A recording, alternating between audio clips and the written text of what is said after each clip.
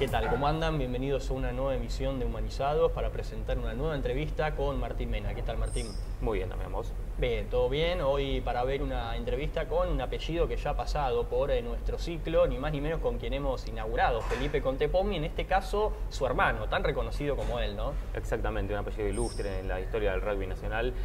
Se trata de los Contepomi, en esta oportunidad Manuel Contepomi, un ícono de los Pumas, también a nivel mundial ha triunfado y nos recibió en el seno de su hogar y con la calidez que representa a esta familia, evidentemente. ¿Y qué te parece si compartimos esta entrevista? ¿Cómo no? Vamos. Bueno, Manuel, primero muchísimas gracias por abrirnos las puertas de tu casa, por dispensarnos algunos minutos en una agenda que sabemos que es muy cargada, así bueno, lo valoramos y te agradecemos. ¿Cómo estás? ¿Todo bien? Bien, bien, un placer, gracias a ustedes por contar conmigo para estas notas que hacen con diferentes personalidades del deporte o ex deportistas, ¿no? Sí.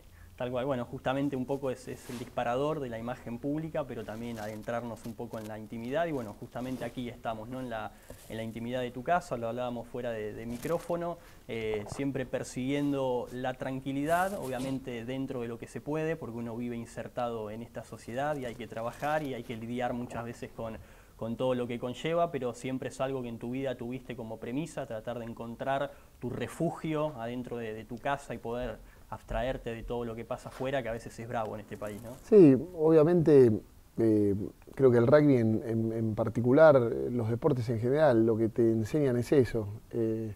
Algunos que quizás con más foco, otros menos, pero que la vida del deportista es pasajera. En el rugby capaz más corta que otros deportes por lesiones o porque es muy desgastante. Entonces, nosotros cuando digo nosotros, la familia, al tener el contexto familiar bastante sólido en términos de entender que uno es persona más allá de su profesión o más allá de su condición de deportista.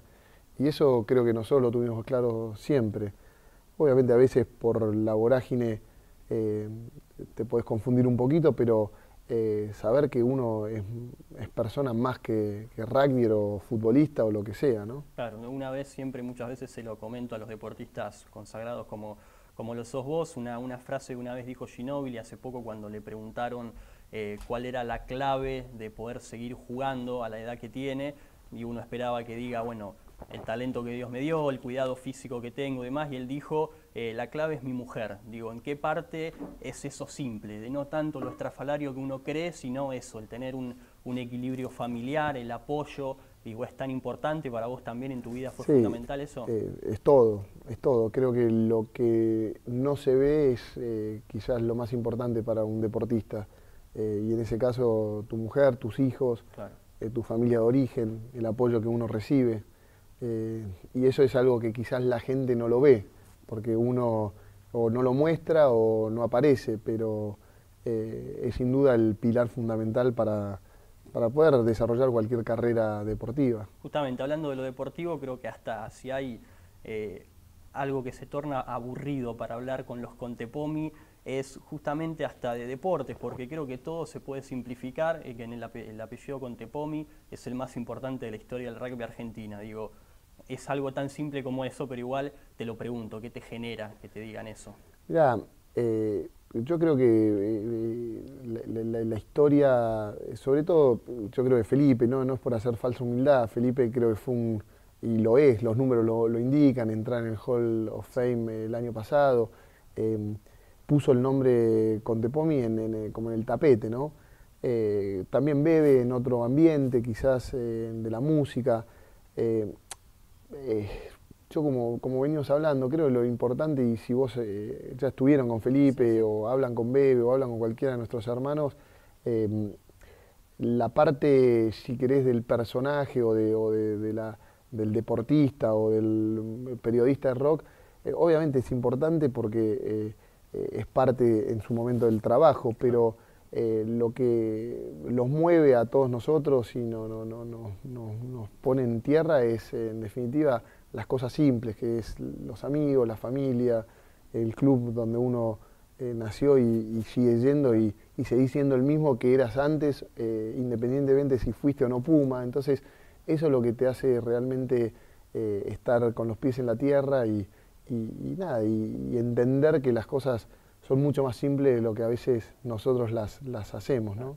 Justamente cuando hablábamos con Felipe, yo le usaba el disparador, pero lejos de generar una competencia, sino todo lo contrario, y él al instante salió como, no es que malinterpretó la pregunta, pero justamente en esa unión que tienen ustedes, yo le decía que vos por tus lesiones y demás, quizá eso hizo de que él pudiese tener una carrera un poco, digamos, más continua, y que, como decís vos, quizá obviamente él tiene, digamos, un cierto reconocimiento un tanto mayor, porque bueno, vos tuviste quizás muchas lesiones y demás, más allá de que fuiste un fenómeno total, 3 mundiales y demás, y que sin embargo siempre él contó, creo que en la familia se contaba, que cuando eran chicos, digo, del que primero se hablaba era de vos, antes de Felipe, y él al instante, yo se lo preguntaba como algo, digamos, jocoso, si era verdad, y él al instante salió a decir, igual nosotros jamás competimos todos, o sea, lo primero que le salió fue decir eso, o sea, para nosotros jamás hubo, digo, es como que le salió del alma, que ni siquiera era la pregunta, digo, es así, entre ustedes jamás hubo una competencia. No hubo competencia porque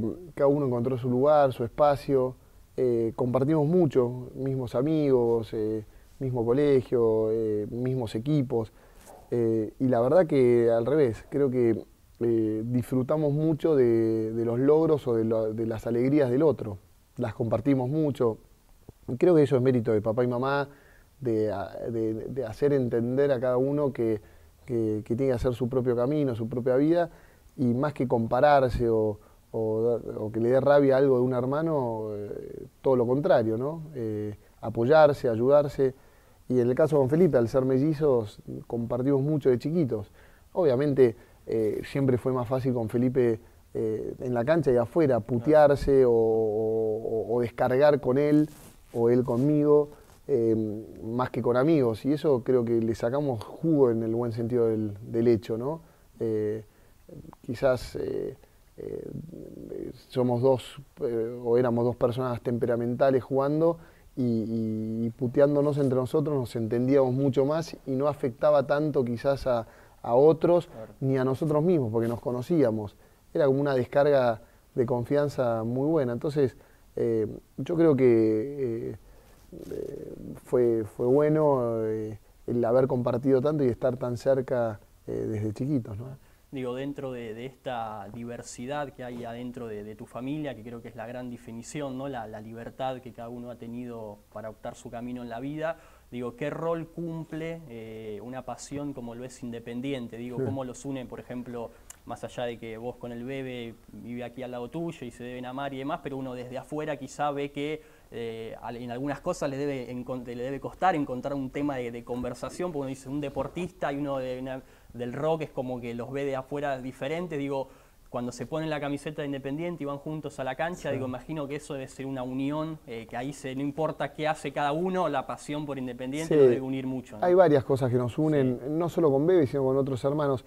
El rugby sin duda, el rugby, papá jugaba al rugby y mamá era una fanática del rugby también, entonces muchas conversaciones en la familia siempre fue rugby. Mis hermanos más grandes, el cura Juanpi, Pancho, que es el tercero, él es el más fanático de rugby, y Bebe siempre le gustó, entonces rugby siempre fue. Y después la música también nos unió mucho, Bebe con el rock nacional, Francisco Pancho más con rock internacional, fue quien lo impuso en casa.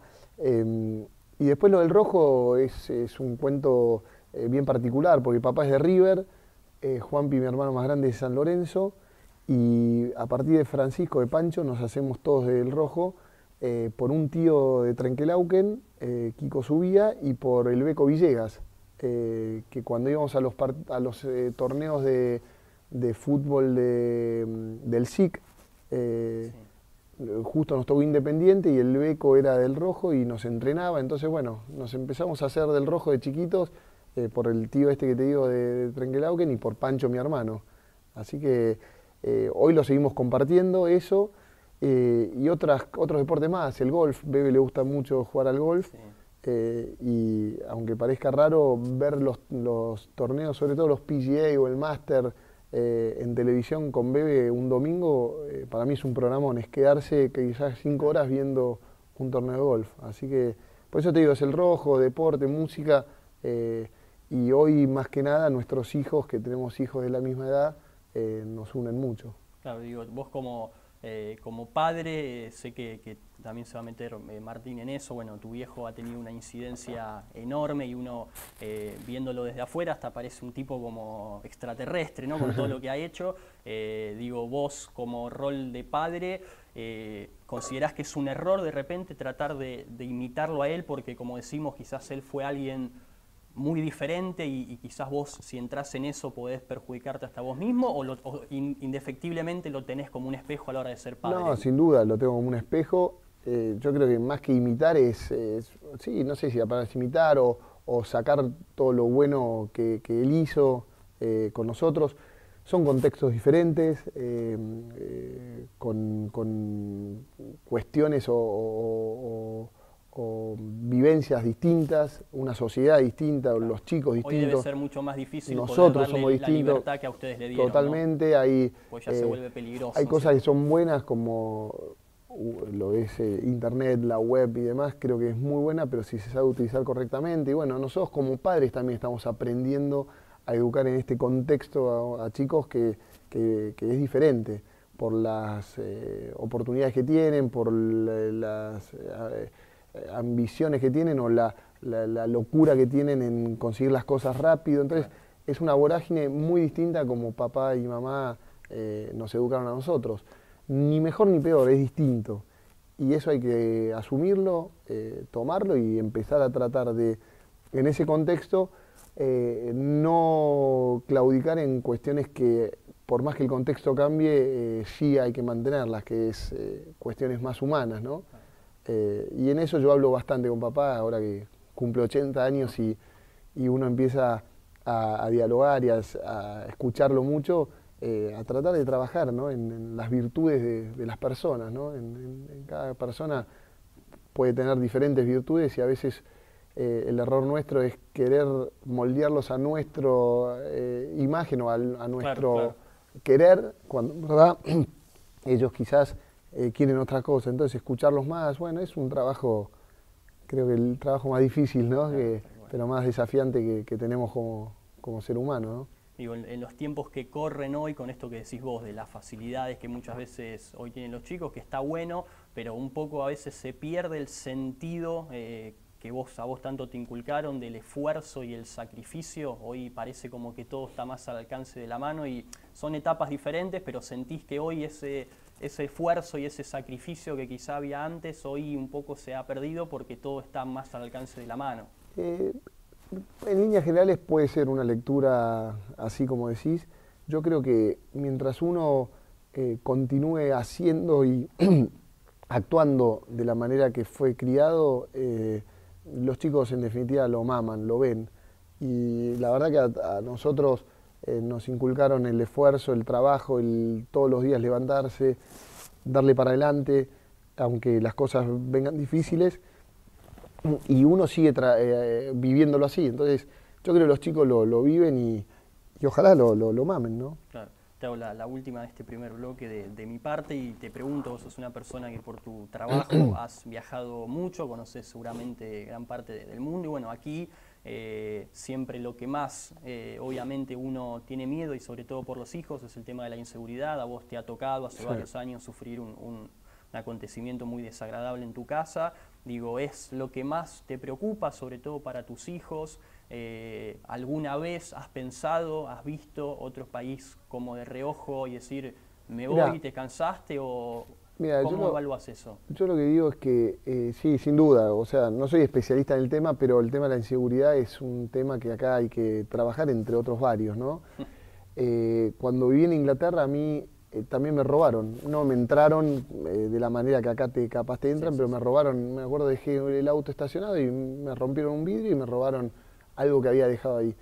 Entonces creo que eso ocurre en todos lados, pero lo que sí viví en Inglaterra y lo palpé es como que la clase media es enorme y todo el mundo haciendo las cosas bien y trabajando y pagando sus impuestos, sabe que va a tener una vida buena, digna, interesante. Algunos tendrán más ambiciones, otros menos, pero todos van a tener, y creo que eso a mí es el sueño que tengo en Argentina, ¿no? Que realmente Argentina, seas quien seas, puedas saber que vos trabajando, pagando tus impuestos, los impuestos vuelven, hay un circuito virtuoso, Estado con las personas que funciona. La verdad acá es grande la brecha y es triste, porque la verdad no tendría que ser así. Entonces me encantaría, viendo los países desarrollados, que este país sea un país realmente serio y desarrollado, ¿no? Nos decía la última Brasil, nos decía, ahora que decís esto, Patricio Lustó, el árbitro, nos decía que siempre su viejo, que también fue un árbitro muy reconocido, sí. Cuando él era chico, le decía, bueno, yo seguro no voy a vivir cuando vea el cambio del país, pero bueno, ojalá que vos lo veas. Y hoy Patricio dice lo mismo a sus hijos, yo el cambio no lo voy a vivir porque seguramente es como que pasan las generaciones y todos dicen lo mismo, bueno, un cambio que yo no voy a ver y nunca, es como que nunca llega, digo. ¿Lo sentís un poco así? Que es como que uno espera eso, pero nunca se da un cambio. Sí, yo tengo fe que se dé. A ver, yo personalmente tengo 40 años, aspiro a verlo. Aspiro a verlo y aspiro a que mis hijos y nietos lo disfruten. O la generación de mis hijos y nietos lo disfruten, ¿no? Y lo vivan. Pero creo que sí, creo que si Argentina se lo propone, son cambios que se pueden dar en 15, 20 años. Y 20 años son 20 años, pero pasan rápido. Y creo que de eso se trata, entender que hay que trabajar a mediano o largo plazo los proyectos, paciencia, pero tener realmente interés en generar los cambios. Y ojalá, yo tengo fe, independientemente de la cuestión política, sí. Pero en líneas generales yo creo que Argentina tiene herramientas y sobre todo tiene la materia prima, que es la materia humana, claro. De primerísimo nivel. Entonces, creo que no podemos fallar, ¿no? Muy bien. Te invitamos ahora al segundo bloque. Dale. Con Martín, que también tiene muchos disparadores para que vos desarrolles. Dale. De forma muy interesante. Dale. Gracias. Bueno, Manuel, bienvenido a la segunda etapa de la entrevista. Vamos a ahondar un poco más en tu familia, en tu infancia. Quiero que me recuerdes tus días de pibe, con tus viejos, con tus hermanos. Bueno, Felipe y yo somos el sexto y séptimo de una familia de 8 hermanos. Papá médico, mamá maestra. Cuando nació el bebé, que es el cuarto hijo, dejó de trabajar y se encargó, bueno, a ser ama de casa. Mis recuerdos son espectaculares, son siempre afuera, en el verde, en el jardín, en casa. Por suerte siempre tuvimos un jardín como para correr, para moverse, y siempre volvíamos del colegio y jugábamos al fútbol. Éramos tantos que siempre se armaba un 2 contra 2 o nada. La verdad que una infancia espectacular y también una infancia donde, aparte de los hermanos, siempre vivió alguien externo de casa, en casa. Vivieron como 3 primos en diferentes momentos. Vivió un amigo, un hermano más grande, hasta que en el año 98, 99, vienen los Villegas, 4 Villegas a vivir con nosotros. Entonces, una casa muy concurrida siempre. De eso te iba a preguntar justamente, ¿cómo recibieron ustedes a los Villegas? Sobre todo por el contexto, no porque fueron de visita o se instalaron unos días, sino por el contexto y todo lo que les había pasado a ellos. ¿Cómo lo tomaron ustedes? Sí, la historia es larga porque cuando mueren el Beco y Maricha en el año 88 en el accidente de avión,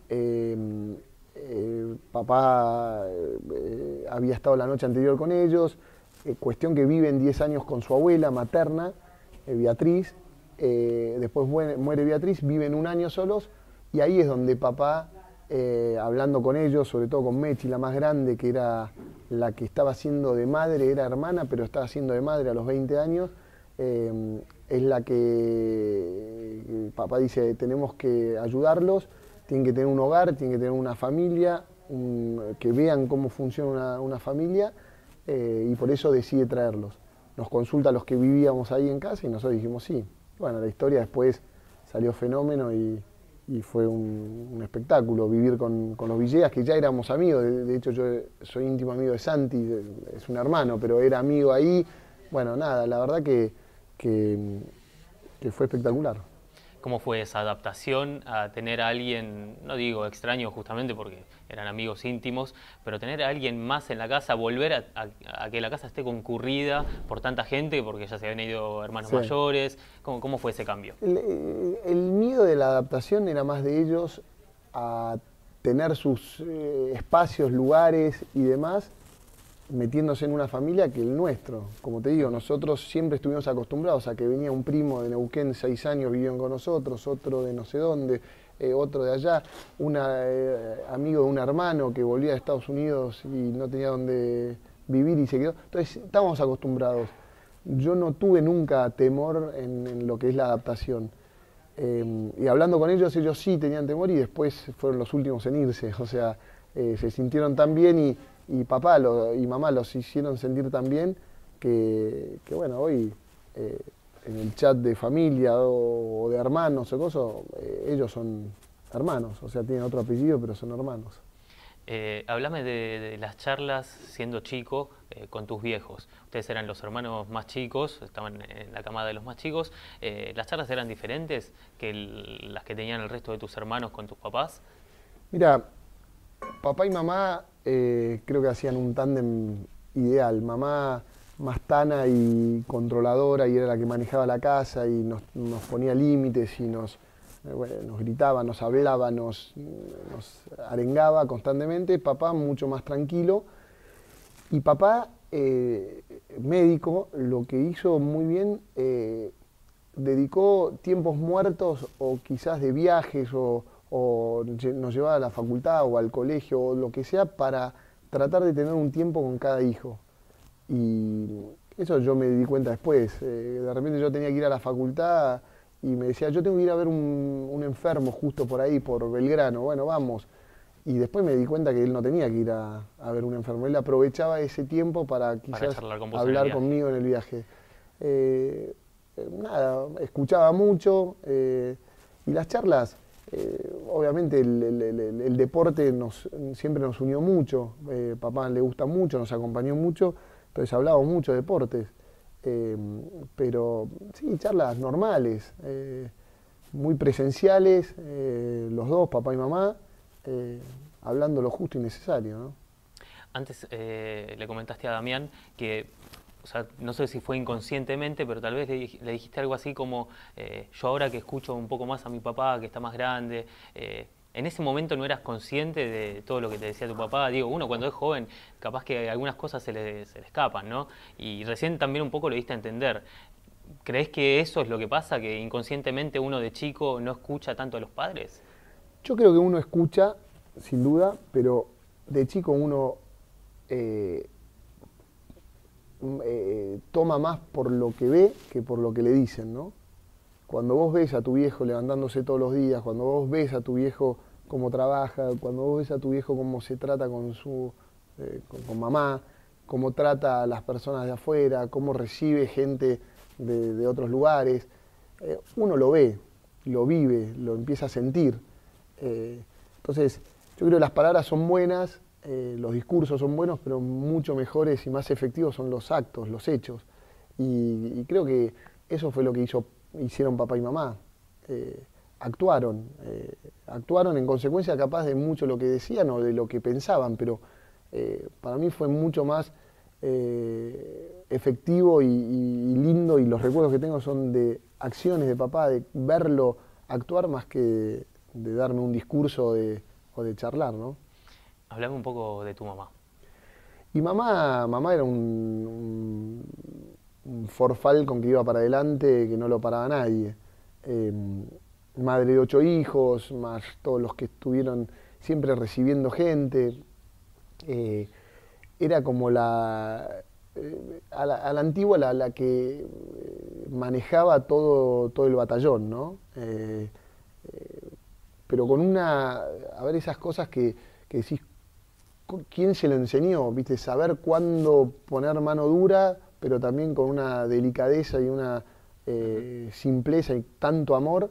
Entonces ese equilibrio entre el control, el saber manejar, el poner límites, pero a la vez con alegría y con mucho amor. Y ese es el recuerdo más grande que tengo de mamá. No se le escapaba una. Y no era un hijo, eran 8 hijos más amigos más, y no se le escapaba una. Sabía los nombres de todos, de los amigos, quiénes venían, dónde. O sea, hasta que, bueno, obviamente después se enfermó y salió de juego, pero creo que fue el motor sin duda de la familia. Eso te iba a preguntar, ¿cómo fueron esos días, esos años en realidad, durante la enfermedad de tu madre?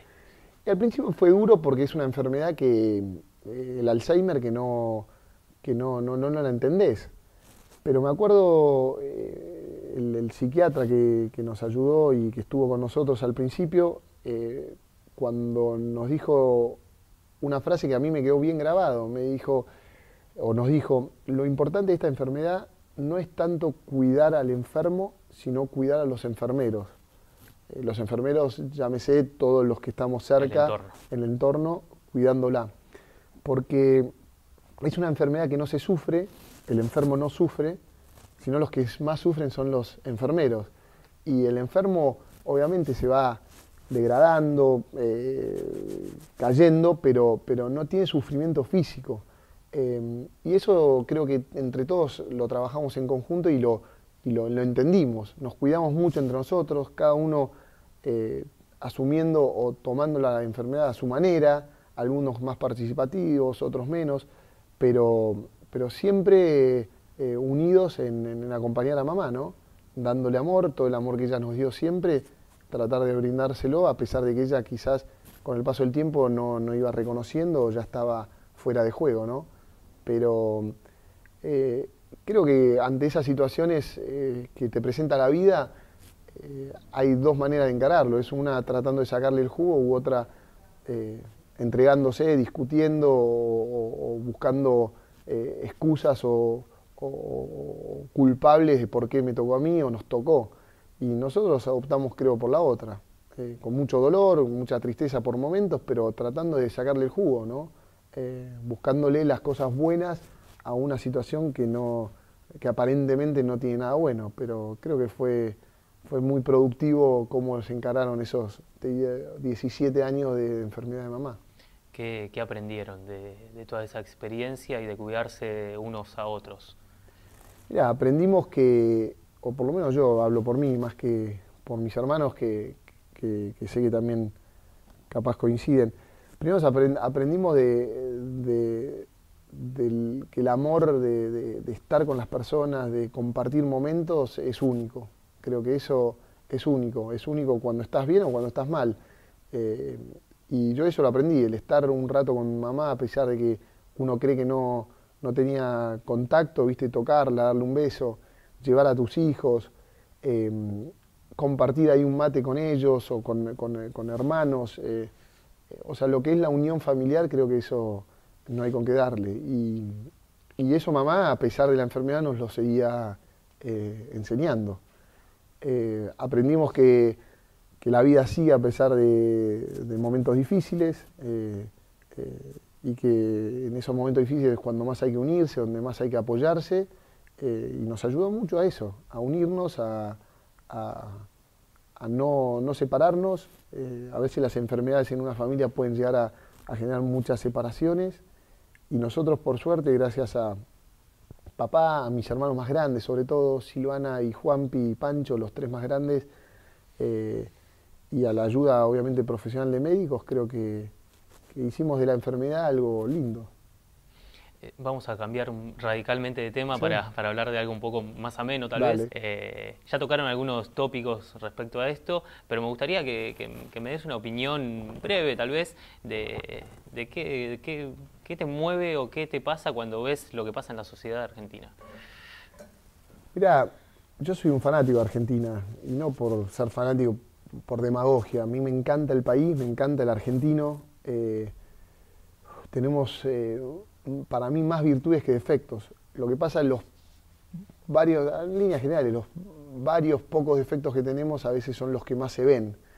Y creo que como sociedad, si pulimos un poco esos defectos o los aplacamos o los tapamos un poco y que no salgan tan a la luz constantemente, somos una sociedad y un país que puede ser no potencia mundial económicamente hablando, sino en términos de cultura, en términos de sociedad, ¿no?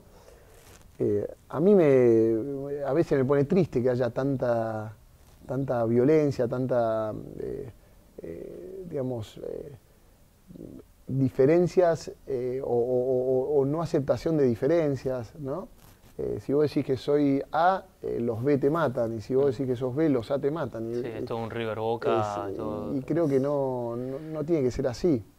De hecho, como digo siempre, entre hermanos, entre a veces parejas hay diferencias y se llevan adelante. ¿Por qué como sociedad no podemos llevar adelante esas diferencias, respetarlas? Pero bueno, creo que, como te digo, la pasión, la locura, en el buen sentido de la palabra, la fuerza que tiene el argentino, a veces mal canalizada, lleva a eso. Y si la aprendemos a canalizar, creo que somos una sociedad con mucho ímpetu, ¿no? Para sortear adversidades, para luchar ante momentos complejos, no entregarse. Que por otro lado a veces te acostumbras a eso, ¿no? Es como un poquito lo que vivimos nosotros de chicos. Uno tiene 40 años y es como que siempre, nunca pudimos vivir algo equilibrado, ¿no? Sí, antes mencionaban eso y recién en la respuesta me dijiste que los argentinos como sociedad tienen pocos, pero esos defectos me diste a entender que son gruesos, digamos, son pesados. Me mencionaste uno que es la rivalidad y ver siempre una rivalidad en algo, pero ¿cuáles son los otros aspectos en los que la sociedad debería al menos mejorar? Yo creo que el orgullo, hay a veces mucho orgullo de las personas. En líneas generales, yo creo que es una sociedad muy trabajadora, pero a veces muy exitista. Y el exitismo a veces lo que te hace es querer las cosas rápidamente o por el camino corto. Y a veces saltear etapas o buscar atajos, a mi entender, no es la mejor opción. Ojalá las cosas vengan rápido. Todos queremos que en el deporte un resultado rapidísimo o que las cuestiones económicas, sociales se solucionen en 2 minutos. Pero a veces para lograr un campeonato hay que trabajar años, generar un proceso, una metodología y a veces nosotros los argentinos somos respetuosos de eso o nos cuesta tener paciencia. Y creo que eso, si lo podríamos cambiar, nos ayudaría como sociedad. Háblame de algo que ya mencionaste anteriormente, de la violencia propiamente dicha en la calle, en la sociedad. Digo, en la calle vos ves agresiones, bueno, mismo en las marchas y manifestaciones a veces no son pacíficas y se ve violencia, no solo por parte de la sociedad, sino también por parte de quienes deberían imponer cierto orden, ¿no? Sí. Hablemos un poco de eso. Sí, yo como digo siempre, se ve eso, se ve violencia, se ve locura, pero también se ve mucha gente que la está combatiendo o que trata de vivir de otra manera. Haciendo una metáfora, obviamente el avión que aterriza nadie va a sacarle una foto ni va a hacer noticia, ahora el avión que se estrella sí. Entonces, generalmente por lógica, lo negativo, lo malo es lo que se ve, es lo que hablamos, es lo que sale a la luz. Y yo creo que tenemos que tratar de cambiar ese paradigma y tratar de mostrar lo lindo, lo bueno. Y hay mucha gente buena, hay mucha gente con intenciones de erradicar la violencia, hay mucha gente que trabaja para que no haya gente que la pase mal. Y creo que sobre eso habría que pararse y trabajar y mostrarlos, ¿no? Y lo otro, tratar de no tirarlo abajo de la alfombra porque existe, aceptarlo, obviamente, y combatirlo, ¿no? Siguiendo en este hilo, te voy a meter un poquito en el tema del aborto. Digo, hablamos de esto con Felipe también, porque ambos se manifestaron en contra de la despenalización del aborto. Y... Sí, o más que la despenalización, yo no soy un detallista en el tema, o abogado en tema de entender, viste, todo lo que es la despenalización. Yo lo que sí estoy a favor es de la vida. Las dos partes creo que están a favor de la vida. Lo que pasa es que,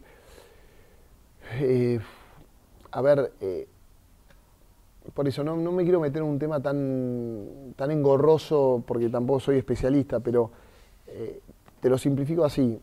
Nuestro primer antepasado que vino a Argentina, Francesco Contepomi, fue un tipo que fue dado en adopción, ¿no? Si la madre de Francesco abortaba, yo no estoy acá hablando, es así de simple. Entonces, entiendo los contextos, uno no es un cerrado que cuando hay una chica violada de 10 años, yo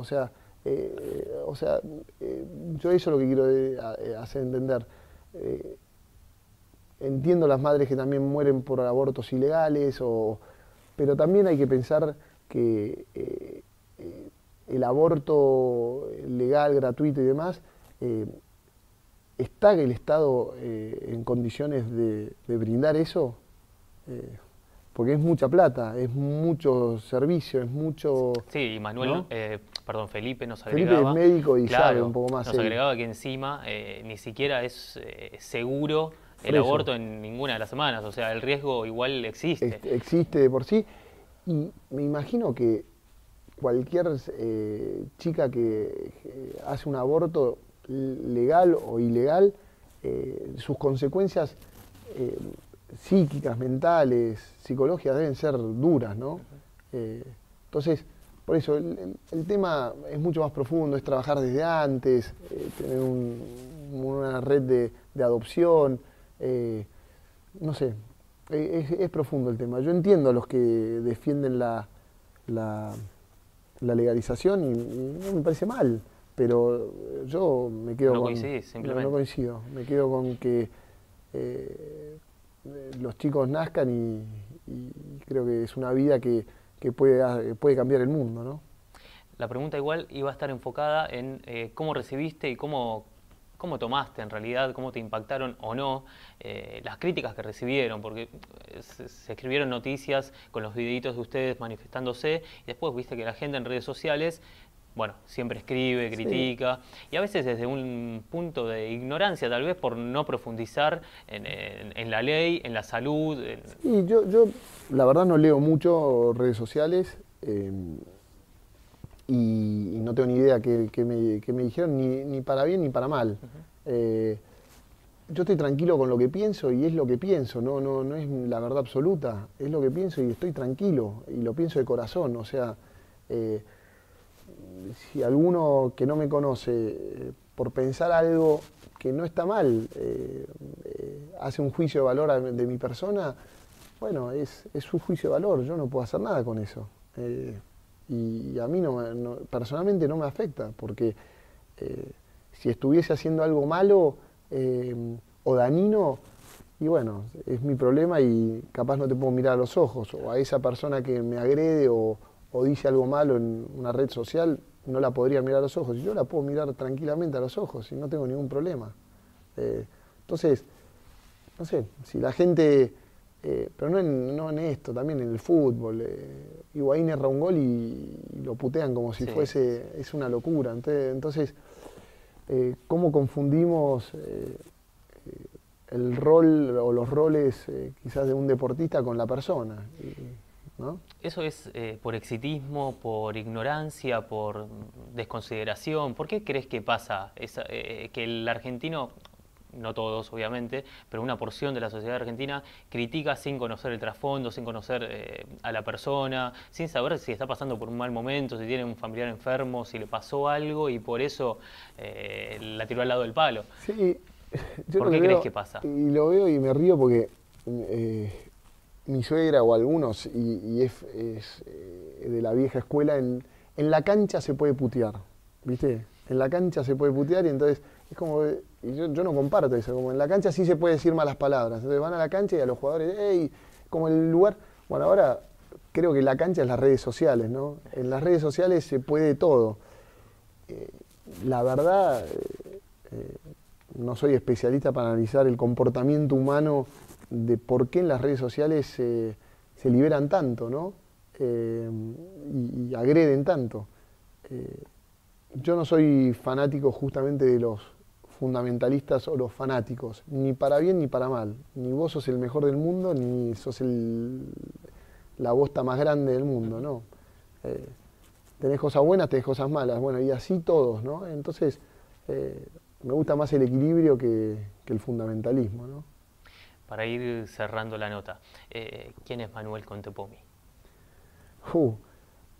Nada, a mí me gusta, no me gusta, perdón, hablar de mí mismo, pero por estos años recorridos y hablando quizás o compartiendo mucho con amigos, familia, creo que soy o trato de ser una persona simple que le gusta cambiar las cosas, que le gusta ir por más, que le gusta a veces transgredir y cambiar en los ámbitos en que uno está las cosas para mejorar, pero soy un tipo que trata de ser buen marido, buen padre, buen hijo, buen hermano, buen amigo, y que trata de disfrutar los momentos simples, ¿no? Estar en mi club, estar acá en mi casa, compartir una comida con mi mujer, con mis hijos, con mis amigos. Yo con eso ya soy feliz y en definitiva es lo que te hace continuar, ¿no? O a mí me hace continuar para adelante, ¿no? Sin ello yo creo que no podría ir a ningún lado ni ir a trabajar todos los días. Así que eso creo que es lo que intento cuidar y el resto obviamente está bueno, pero sabés que en las buenas está y en las malas quizás no está, ¿no? Manuel, muchas gracias por recibirnos y por mostrar tu lado humano a la gente. Muchas gracias a ustedes por venir.